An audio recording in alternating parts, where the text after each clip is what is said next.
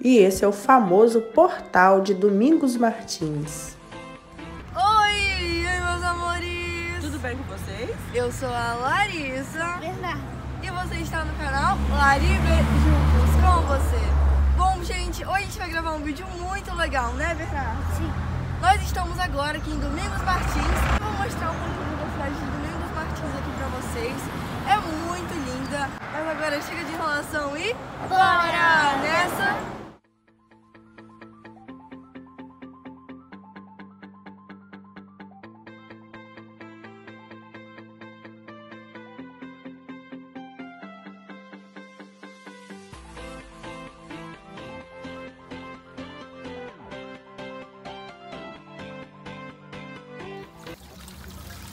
Gente, olha que bonitinho.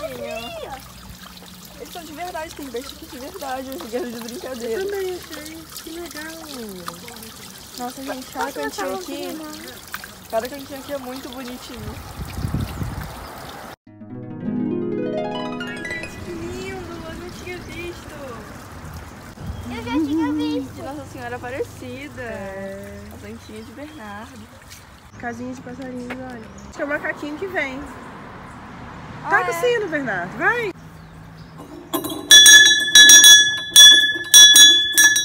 Ih, saíram todos.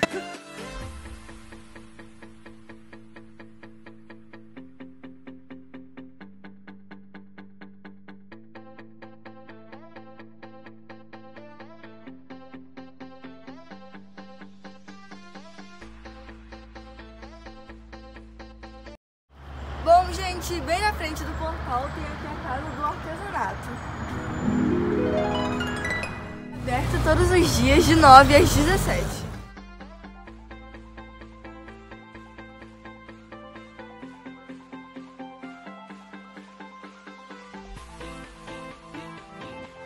E esta é uma das pousadas famosas aqui de Domingos Martins.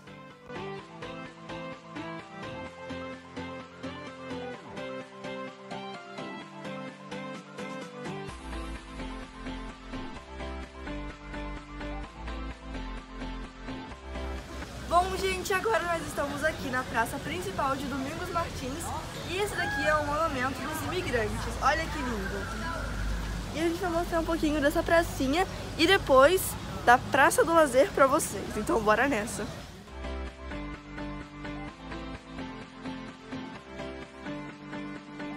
Bom, gente, estamos em 19 graus agora aqui pela manhã, olha só. Tá meio friozinho, né?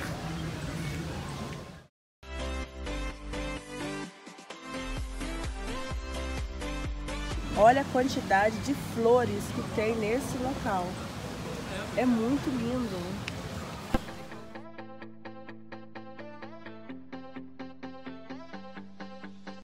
Quitumbo. É o quitumbo. Olha que interessante. A farinha de mandioca já era utilizada pelos povos nativos desse país. Ele substituiu o trabalho braçal pela força da água.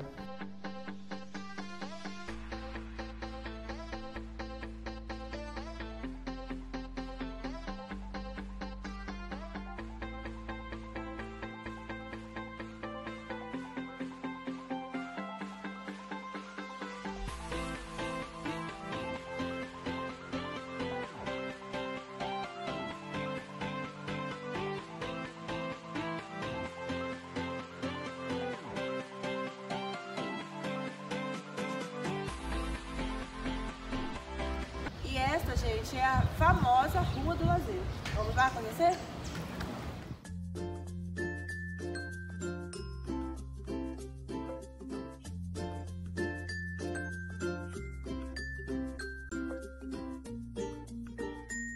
E esse é o famoso coração da Rua do Lazer.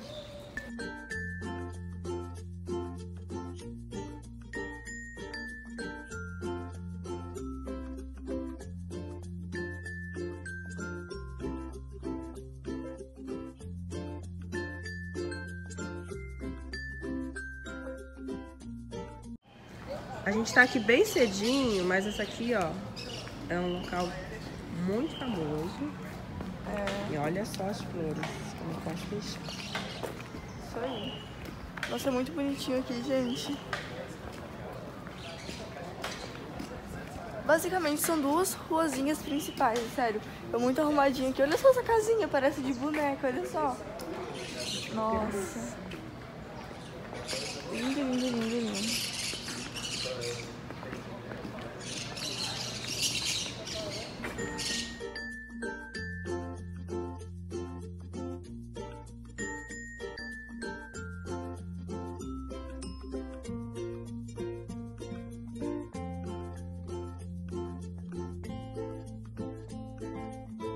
Aqui na Rua do Lazer, o maior movimento é durante a noite.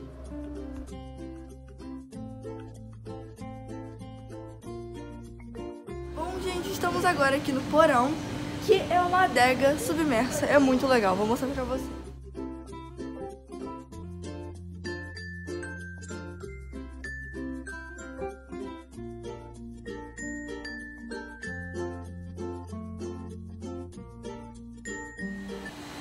Bom, gente, agora a gente vai tomar aqui um café no Café Queller. Então, bora nessa.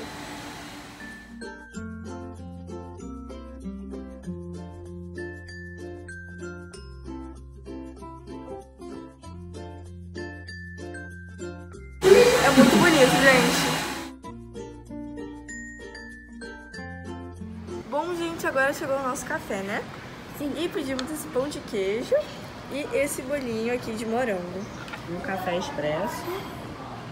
E misto, né? Uhum. Tá, nesse lugar, muito interessante. Vamos lá.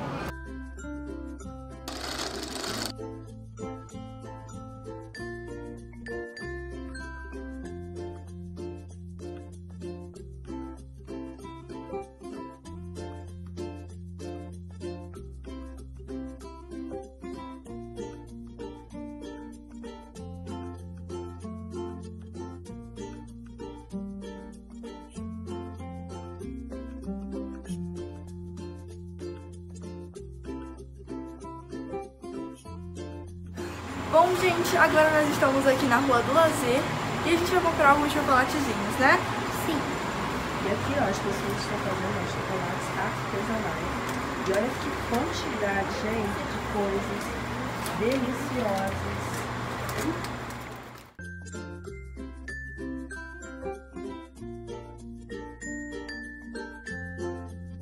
E olha só o quanto de chocolates que a gente comprou. É isso aí. Voltamos para a praça principal de Domingos Martins.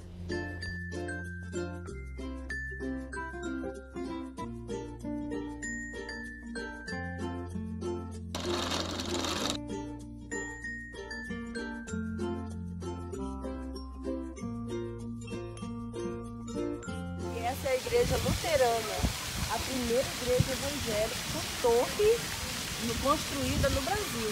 Olha só que legal. No final da rua, visitamos a Casa da Cultura. Bom dia, bom gente, estamos agora aqui com o senhor Armindo, que ele é o diretor aqui da Casa da Cultura em Domingos Martins, do museu também.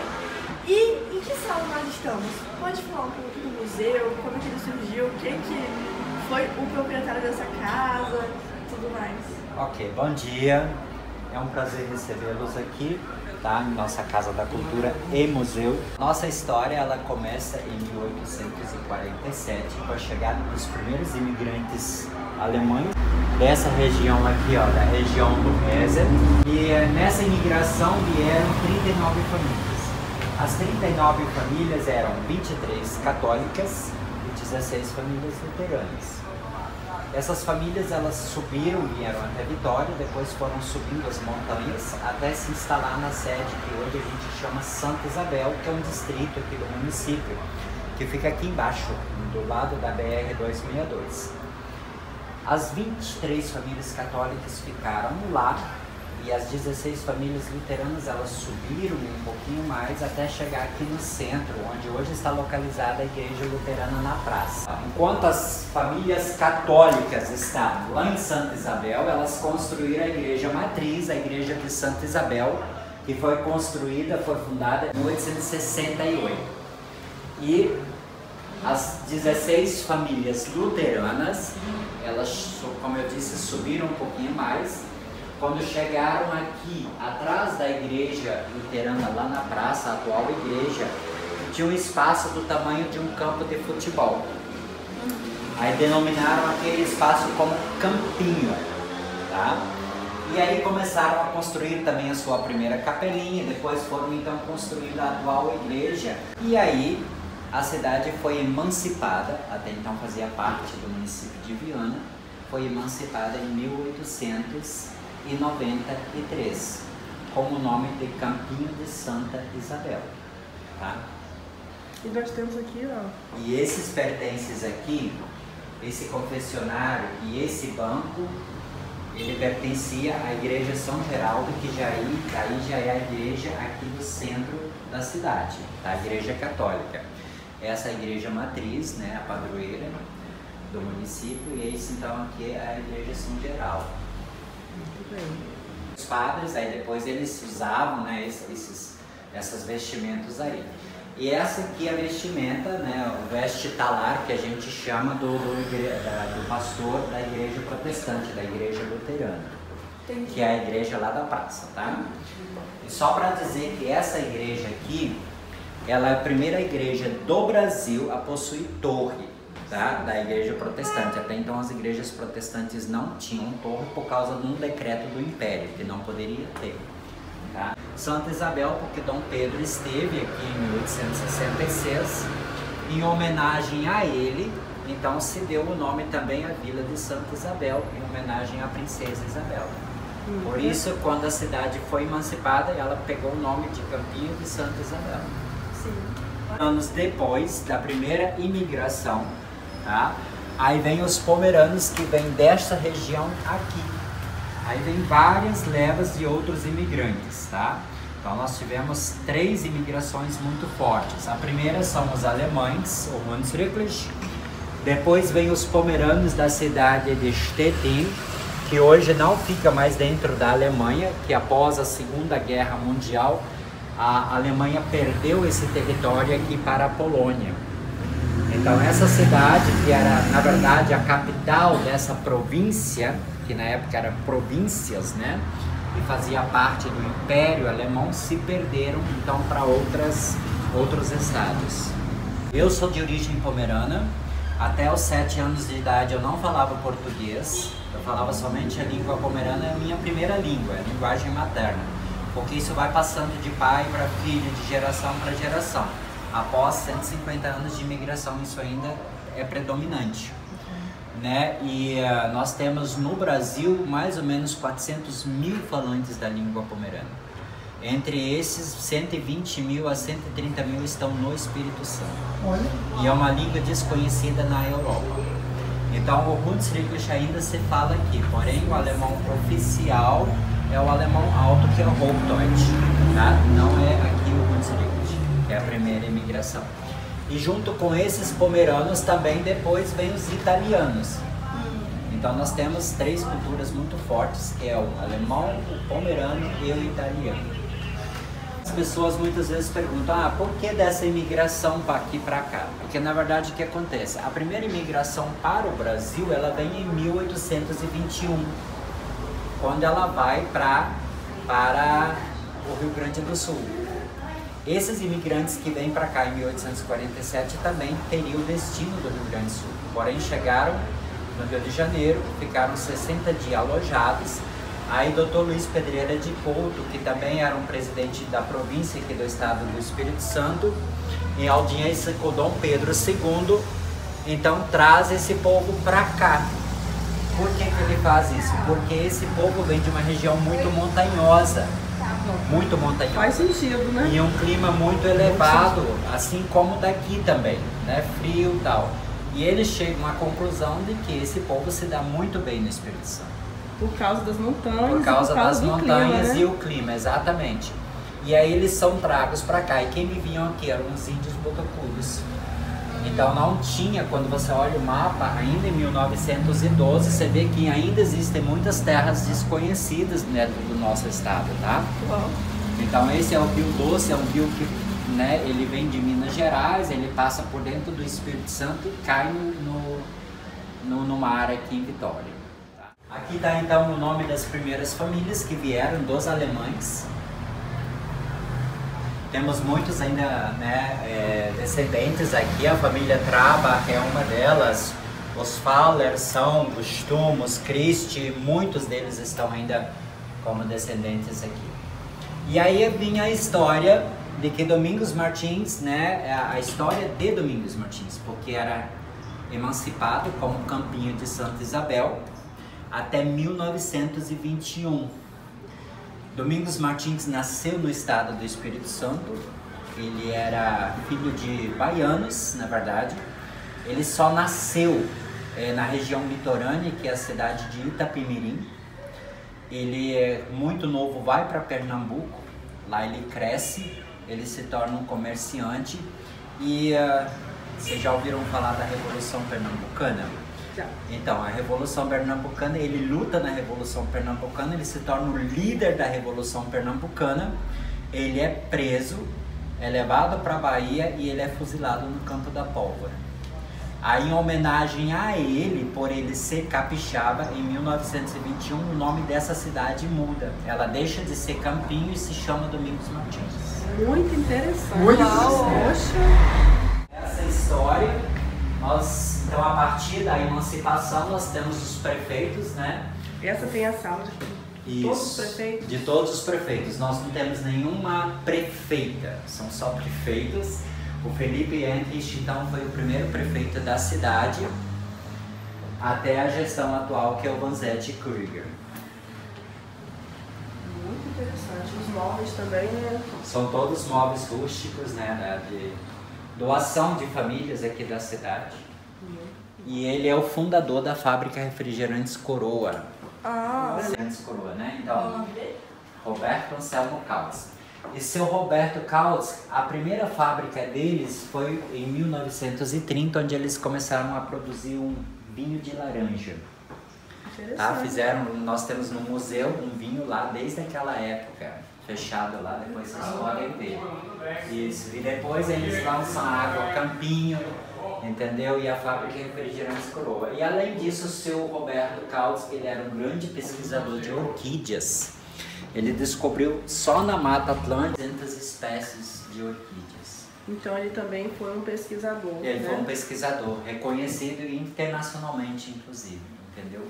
Como um senhor orquidófilo. Então hoje nós temos 3 estados com a cultura muito forte do pomerano, que é o Espírito Santo, o Rio Grande do Sul e Santa Catarina, região sul, e Rondônia, devido à imigração. E essa sala aqui, onde nós estamos? Então, aí falando um pouquinho sobre a Casa da Cultura. A Casa da Cultura, ela foi construída em 1915, tá? Por um senhor, vocês vão ver a foto dele no museu também, o seu Augusto Chuamba. E ele era um artesão, na verdade, ele mexia com couro, né? A história de que ele mexia com sapato e tal. E depois da década de 50 ela se tornou fórum da cidade. Aí essa parte que ela é anexada, essa casa ela vinha somente até aqui, né? Até essa porta. Aí quando ela se torna fórum da cidade, esse salão é anexo, tá? E a partir de 1988 então vem a construção, né? A Casa da Cultura. Aí, a partir de 1983, a gente tem então a Casa da Cultura e o museu como uma das primeiras casas de cultura e museu da região de Montanhas e também do estado, na verdade, né? E em 1985, o imóvel tombado pelo Conselho Estadual de Cultura. E agora ele está no processo de restauro. E aqui acontece algumas apresentações? Então, o que acontece aqui, por exemplo, agora esse mês a gente vai ter o Festival Internacional de Inverno. Então é um mês que durante os 10 dias essa sala vai ser ocupada com canto, piano, inclusive aqui vai ter a oficina de piano. Fora isso, a gente faz também exposições de fotos antigos, de quadros, né? Bom. A gente recebe muitas escolas. Então só esse mês nós tivemos mais de 500 alunos aqui. Uau! Então a gente faz um trabalho com os alunos também. Parabéns! Né? Cultura pura. Isso, e fora o turismo, né? que é muito forte. Então, assim, direto a gente tem turista aqui, a gente, entendeu? Que bom. Nós somos de outro estado, né? Nós somos do Rio de Janeiro. Isso, vem muita gente do Rio de Janeiro, São Paulo, Minas, Bahia, vem gente também de fora do país, Alemanha, né? Muita gente pra cá. Nossa, muito maneiro. Então a gente não sabe quem fez esse quadro, ele foi doado, né? Mas não tem o nome, né? Não tem nenhuma identificação de quem o entalhou. Entalhado. É. Muito legal. Vamos subir por essa. Aqui o artista, né? A artista, na verdade, ela retrata um pouquinho dos atrativos turísticos que a gente tem num quadro só, né? Que é a praça, a igreja luterana, os monumentos, o portal de entrada da cidade, a Pedra Azul, a nossa cultura, né? Que nós temos muito sítio de lazer, de morango, né? A festa da colheita também, festa das flores, o parque da reserva Kautsky, né? Que é uma reserva particular. Na verdade, o Sr. Roberto Kautsky, ele tinha um orquidário muito grande aqui na cidade. Depois eles expandiram a fábrica da Refrigerantes Coroa e tiveram que tirar esse orquidário. Aí pegaram todas as orquídeas e foram plantando para dentro dessa reserva. Então essa reserva ela é cheia de orquídeas. E ela é aberta à visitação, só que precisa agendar. Vamos lá então, galerinha. A sala dos instrumentos musicais. Isso, aqui então, ó, o primeiro Bernardo rádio Costa, aqui da verdade. cidade, da década de 30. Esse rádio, na época, para possuí-lo, né, para a família poder ter ele, precisava de uma autorização dos Correios, senão não podia ter o rádio. Uau. Autorização. Os instrumentos musicais, né, que faziam parte da primeira banda musical aqui da cidade, Que grande. cujas fotos, né, então é a tuba, né, a tuba, o bombardino e o trompete. Uau. E essa família aqui? Então, esses na verdade são componentes da primeira banda aqui da cidade.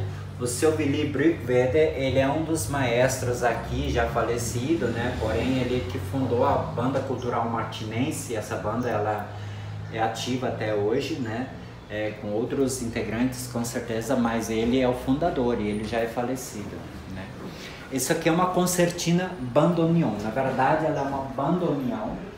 Ela é da mesma família da concertina, que são instrumentos alemães, né? Foram fabricados na Alemanha.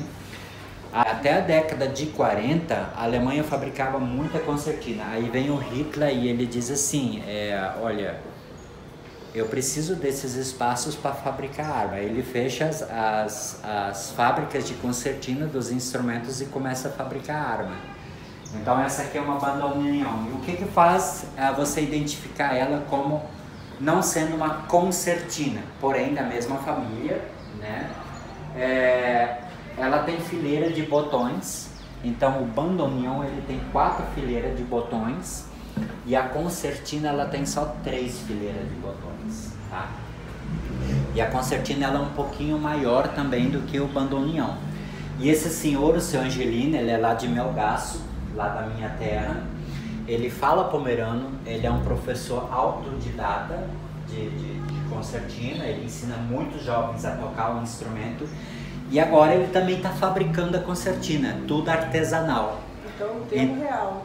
Então ele leva em torno de 7 meses para fabricar uma concertina. Uau. Isso são vitrolas e gramofones, né? Aqui tem vitrola, essa aqui é bem antiga, de 1904. Essa também eu não tenho ano, mas é bem antiga. E essa ali é mais recente. Nossa. Esse harmônio é muito antigo, ele nem funciona mais, né? Mas ele é muito antigo. Harmônio mesmo. É, o harmônio. Ele é um pouquinho diferente. Ele tem uma diferença por quê? Porque você faz os câmbios dele nos botões, tá vendo? Quando você quer fazer a mudança da tonalidade dele. Aí você pisa e você tem que ir puxando e vai dando a sonorização, entendeu? Para tocar. São livros bem antigos, inclusive de música. A gente tem eles guardados porque eles precisam ser restaurados. Nós temos livros ali que são sobreviventes da Segunda Guerra Mundial. Entendi. Aqui nós temos alguns objetos também. O berço, ele é de 1870. Nossa. Uma boneca que é de 1954. Os vestidos de batizado de 1910, e na época tanto os rapazes quanto as moças usavam um vestido, né, de batismo. Uma cama de boneca em aspiral. E esse aqui é um pano de comemoração dos 90 anos da senhora Margarete, em 1967. A senhora Margarete completou 90 anos e todas as pessoas presentes assinaram e depois os filhos e netos bordaram em cima da assinatura. As xícaras, um quadro pintado à mão. Nossa, incrível esse quadro. Muito realista. E aqui também, ó. Os bules, chaleiras, né? Aqui nós temos uma chopeira, né? Um caneco de chopp. Ele é alemão e ele contém uma caixa de música. Quando você toma chopp e vira, ele toca música. Que legal. E esse camarão? Então, esse é o antigo Hotel Imperador. Esse é o primeiro hotel de região de montanhas aqui. Muitos famosos vieram passar a lua de mel nele. Tá? Ele foi construído em 1950 e tem o nome de Imperador só por causa de Dom Pedro, que esteve na cidade e tal. E atrás desse imóvel, como tem um espaço bem amplo, então provavelmente vai ser construído um hotel. A finalidade é hotel, mas ele não pode ser demolido, ele não pode ser descaracterizado. E aqui nós temos uma xícara, né, que não existem muitas, eu sei que existe na Bahia, Rio de Janeiro, para não sujar, né, o bigode. Esse aqui é um dos objetos mais antigos que a gente tem na casa. Esse prato ele tem mais de 150 anos.